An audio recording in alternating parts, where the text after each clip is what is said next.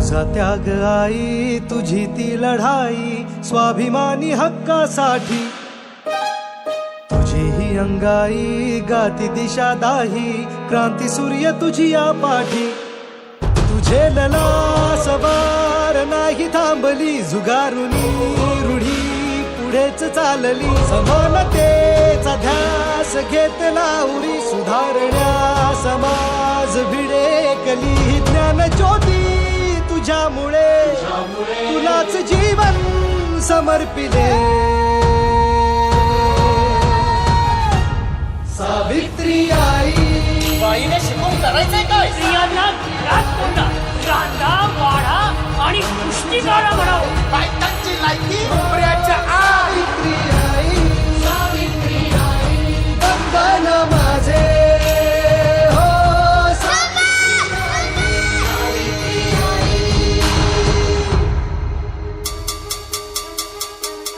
शक्ती देऊया सोन केलंस तू आमच्या आयुष्याचे.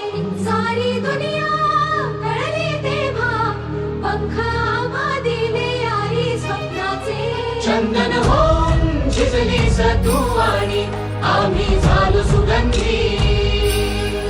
बंधन तोडून शिकण्यासाठीची मिळे आता संधी.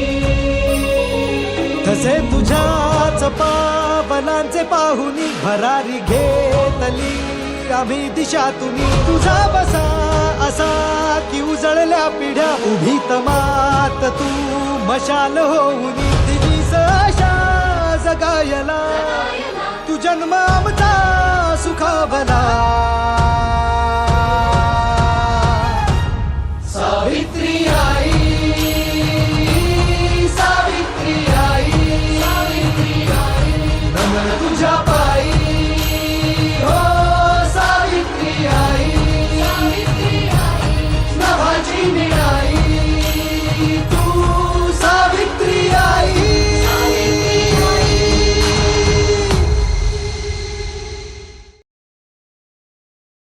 ही गोष्ट ज्योतिबा फुलेंना माहिती पडली आणि ज्योतिबा फुले त्या ज्ञानाचा शोध घेतात. अशा अस्पृश्य वस्तीमध्ये ज्ञाना नावाचा मुलगा आहे, खूप हुशार आहे. आणि ज्योतिराव फुले त्या ज्ञानाला शाळेत दाखल करण्यासाठी एक पत्र लिहून देतात. आणि त्या ज्ञानाच्या बापाला सांगितलं जातं की ती असं जा, तुम्ही मित्रांना भेटा, माझे मित्र आहात. नाटक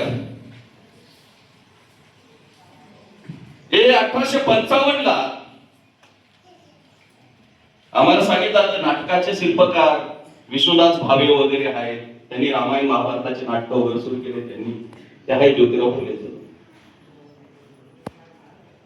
पण या देशामध्ये भारतातलं पहिलं नाटक, तृतीय रत्न नाटक ज्योतिराव फुलेंनी हे आधुनिक प्रकारचं नाटक उभं केलं. आणि त्यामध्ये एडिसन हा जगातला पहिला शास्त्रज्ञ आहे. आज मी तुमच्या समोर बोलत आहे हे थॉमस एडिसन मुळे आहे, ज्यांनी लाईटचा शोध लावला, ज्याला वर्गामध्ये शिकता येत नव्हतं. जगातला पहिला शास्त्रज्ञ झालेला आहे. 40-41 वर्ष उलटली जातात. आईचं निधन झालं जातं. कोणता संप केलेला आहे सांगता येईल का?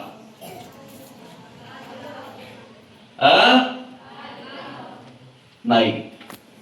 अजून बरोबर की नाही? यासाठी मला लोढे सरांनी बोलवले आहे. विद्यार्थ्यांनो, हेच तुमचं. आता तुम्ही की स्त्रीच्या विधवा झाल्यानंतर तिच्या डोक्यावरती वस्तारा ठेवायचा, तिचं मुंडन केलं जायचं. सावित्रीबाईंनी सभा घेतली, भारतातल्या सगळ्या नाभिक संघटनांना एकत्र केलं. नाही, हा देशातला पहिला संप आणि सर्व नाभिकांनी अरे ज्या मायमाऊलीच्या मुखातून तुम्ही जन्म घेतात त्याच मायमाऊलीच्या डोक्यावरती वास्तारा तुम्ही ठेवतात. हे सावित्रीमाई सांगते मी हे नेतृत्व सावित्रीमाईंनी केलं. मुंबईची दंगल शांत केली. ज्यावेळेस विधवाश्री गर्भधारायली आणि गर्भधारल्यानंतर ती आत्महत्या करायची, तिला समाज नाव ठेवायचा. सावित्रीमाईंनी विधवा स्त्रियांसाठी बाल संगोपनाचं आश्रम काढलं गेलं. त्या आश्रमामध्ये 60-60, 65-65, 70-70 मुली यायच्या, आपल्या बाळाला जन्म द्यायच्या आणि निघून जायच्या. गाव असतं, एक आदिवासीचं जोडपं त्या गावामध्ये राहतं. बाईला 2 मुलं असतात आणि 3ऱ्या मुलाची गर्भधारणा असते आणि नवरा खूप दारुड्या असल्यामुळे ते पोरग तिला कुटुंबातील लोक सांगतात तुला हे 2 मुलं झालेली आहात, 3ऱ्या मुलाची गर्भधारणा करून घे. त्यावेळेस बाई आदिवासी समाजाची असते पण जिद्दी खूप असते. मी लगाड कष्ट करेल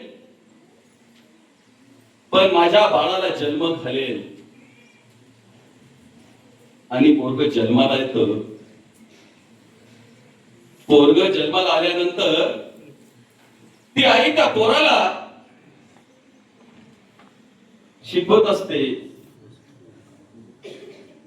आणि पोरग जन्माला आल्यानंतर 1लीला जातो, 2री जातं, 3री जातं, 4थीला जातो आणि 5वीला गेला असताना त्या पोरगाला ती आई ची काम होत नाही, बहिणीच्या घरामध्ये राहते. आणि एक दिवशी एक गावातील प्रसिद्ध नागरिक येतो, एक माणूस येतो गावातल्या. त्या बाईच्या हातात 10 रुपये देतात, दारूची बाटली दिली जाते. त्या पोराला, तो झोपडीमध्ये अभ्यास करत असतो, त्या पोराला सांगितले जातं अगं, ते पोराला सांगितलं जातं अगं जा 5 रुपयाची फुटाणी घेऊन ये. पोरगो म्हणतं नाही नाही मी अभ्यास करत आहे. त्याला राग येतो, खटखट आवाज, पोराचा रडायचा आवाज मध्ये आई झोपेतून धावत येते. का हो दादा माझ्या पोराला का मारत नाही तुम्ही? अगं मी याला सांगितलं 5 रुपयाची फुटाणी घेऊन यायचं, माझं काम ऐकलं नाही आणि अभ्यास करून कुठं कलेक्टर होणार आहे. त्या दिवस ती आई त्या पोराची त्या आई सांगत असते की दादा माझ्या पोराला मारू नका, एक दिवशी माझाच मुलगा कलेक्टर होईल. ती आई अशी उद्घोषणा करते आणि तो पोरगा ज्या वेळेस आदिवासी समाजामध्ये पहिला कलेक्टर होतो आमच्या तालुक्याच्या बाजूला, म्हणजे साक्री तालुका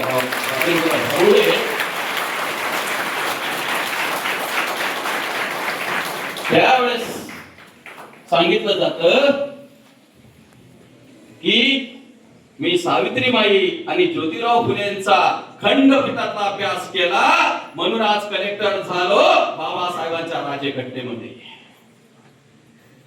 मग आमचे पोरं का शिकत नाही? ज्योतिराव फुलेंचे संस्कार घेत नाही, सावित्रीबाई फुलेंचे संस्कार घेत नाही.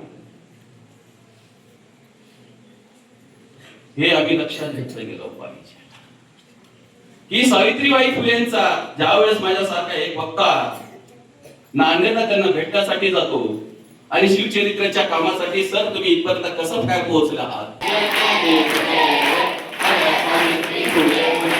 शिक्षण केले फुले, अरे सावित्री फुले मुलींचे शिक्षण केले फुले, अरे सावित्री फुले मुलींचे शिक्षण केले फुले.